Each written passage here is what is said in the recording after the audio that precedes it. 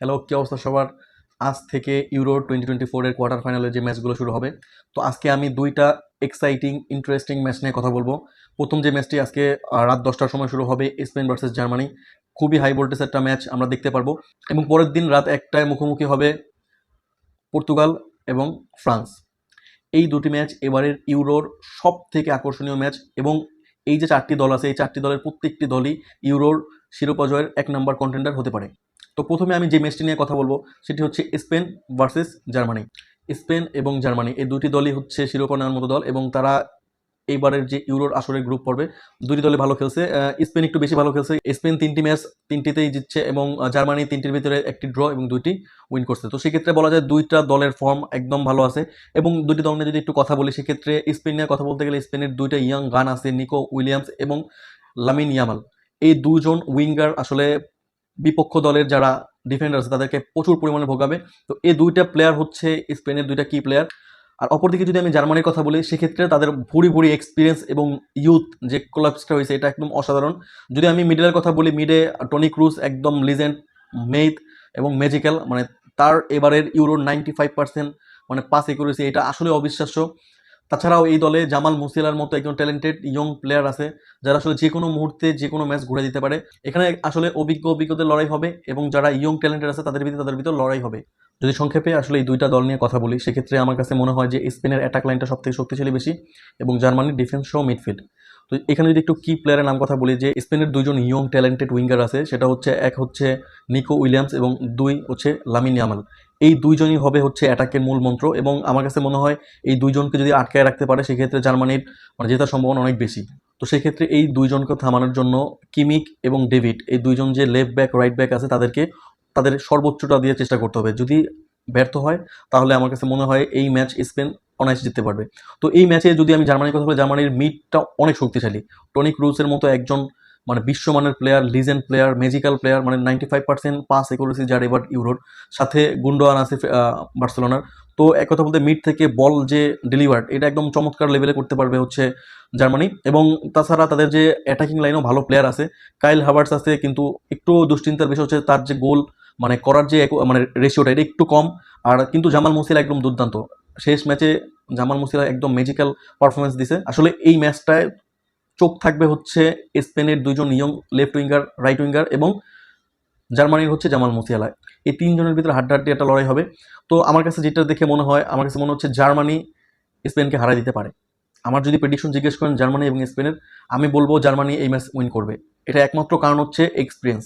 জার্মানির experience player বেশি, এবং জার্মানির যে ডিফেন্স লাইনটা আছে এটাও যথেষ্ট পরিমাণে শক্তিশালী স্পেনের তুলনায়। আর তাছাড়া আমরা যদি লাস্ট 5টি ম্যাচের হেড টু হেড পরিসংখ্যান দেখি, সেক্ষেত্রে 3টি ম্যাচ ড্র এবং 2টি ম্যাচ একটি একটি করে জার্মানি এবং স্পেন উইন করছে। তো সেক্ষেত্রে বলাই যায় আসলে তারা দুইজন সমানে সমানে, একদম কেউ কারো থেকে কম না। তবে যদি গ্রুপ পর্বের কথা বলি, সেক্ষেত্রে স্পেনের কথাটা বলতে হবে। স্পেন আসলে গ্রুপ পর্বে দুর্দান্ত খেলছে, কিন্তু দিন শেষে আমার কাছে মনে হয় এক্সপিরিয়েন্স ম্যাটার করে। তো সেক্ষেত্রে আমি স্পেন এবং জার্মানির যে ম্যাচটি আছে সেখানে আমি জার্মানিকে এগিয়ে রাখবো।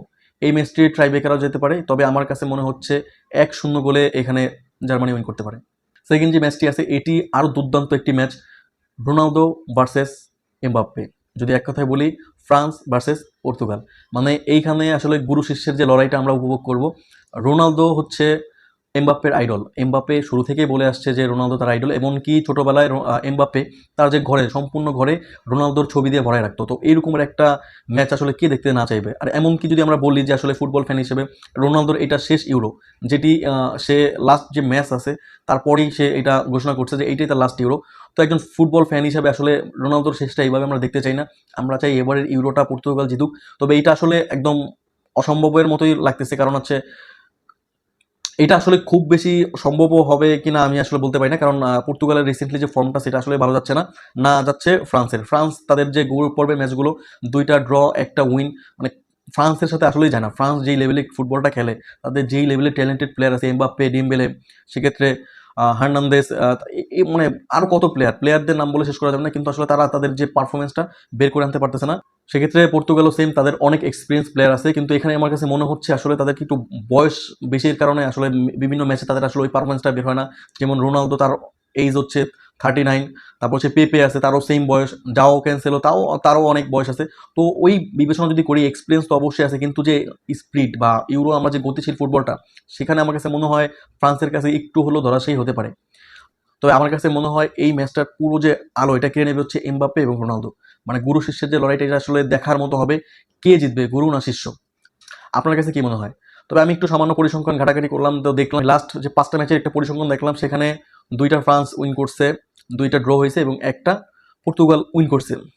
আমি লাস্ট 5টা ম্যাচের হেড টু হেড পরিসংখ্যান দেখলাম পর্তুগাল ভার্সেস ফ্রান্সের, তো সেখানে পর্তুগাল মাত্র একটি মাত্র ম্যাচ উইন করছে। এমনকি আমি পুরা কেরিয়ার মানে ফ্রান্স এবং পর্তুগালের পুরো ফুটবল হিস্ট্রি দেখলাম, সেখানে ওই একটা মাত্র ম্যাচই পর্তুগাল উইন করছে, যেটা 2016 সালে ইউরোর ফাইনালে। তো সেক্ষেত্রে বলা যায় আসলে পর্তুগালের থেকে ফ্রান্স পরিসংখ্যানের দিক থেকে এগিয়ে, এবং আমি মনে করি আসলে যদি পারফরমেন্সের কথা বলে, সেক্ষেত্রেও আসলে পর্তুগালের থেকে ফ্রান্স এগিয়ে থাকবে। তবে আমার কাছে মনে হচ্ছে যে এখানে ম্যাজিক কিছু হইতে পারে, কারণ রোনালদো এই ইউরোতে একদমই নিষ্প্রাণ, তার কোনো গোল নাই এবং লাস্ট ম্যাচে সে একটি পেনাল্টি পর্যন্ত মিস করছে। তো আমি মনে করি রোনালদো যদি এটা শেষ ইউরো হয়, আর এটা যদি শেষ ম্যাচ হয়, আমি মনে করি এই ম্যাচটা রোনালদো একদম বেস্ট খেলবে, এমনকি ফ্রান্সকে হারিয়ে দিতে পারে। কারণ ফ্রান্সের আসলে ওই রকমের তাদের যে পারফরমেন্সটা আছে, ওই রকম পারফরমেন্স নাই। এই দুই দলই আসলে গড়পড়তা পারফরমেন্স করছে এবারে ইউরোর। তো এইটার যে ফাইট, এইটাই দেখতে একদম উপভোগ্য হবে। তো ম্যাচের পুরো আলো রোনালদো এবং এমবাপ্পের উপর থাকলেও আমার কাছে মনে হয় অন্য কেউ এই ম্যাচের নায়ক হওয়ার সম্ভাবনা আছে। তো এবার আসি প্রেডিকশন। যদি প্রেডিকশনের কথা বলেন, আমার কাছে মন বলে তো অবশ্যই রোনালদোর যে শেষটা এখানে না হোক, আমরা চাই যে রোনালদো এবার ইউরো জিতুক। তো সেক্ষেত্রে মন বলে পর্তুগাল জিতবে। তবে আমার কাছে মনে হচ্ছে, যদি বাস্তবিক অর্থেই বলি, আমার কাছে ফ্রান্সের জেতার সম্ভাবনা সব থেকে বেশি মনে হয়। তো এই ম্যাচে যদি প্রেডিকশন করতে বলা হয়, আমার কাছে মনে হয় 2-1 বা 1-0 গোলে ফ্রান্সের উইন হওয়ার সম্ভাবনা বেশি। তো আপনার কি মনে হয় কে জিতবে? স্পেন জার্মানির বিরুদ্ধে জার্মানি নাকি স্পেন, এবং পর্তুগাল এবং ফ্রান্সে পর্তুগাল নাকি ফ্রান্স? অবশ্যই কমেন্ট বক্সে জানাবেন আপনার যে মতামত, এটা আসলে অনেক ভ্যালু রাখে। আমি চাইবো আপনারা যারা আমার ভিডিওগুলো দেখেন, তারা অবশ্যই অবশ্যই এই কমেন্টগুলো করবেন যে কোন দুটি দল এবারের এই যে কোয়ার্টার ফাইনাল আছে, কোয়ার্টার ফাইনালে উইন করবে। তো সবাই ভালো থাকবেন, সুস্থ থাকবেন। ভিডিওটি ভালো লাগলে অবশ্যই লাইক, কমেন্ট এবং শেয়ার করবেন। ভুল ভ্রান্তি কিছু থাকলে অবশ্যই ক্ষমার দৃষ্টিতে দেখবেন। আল্লাহ হাফেজ, টাটা।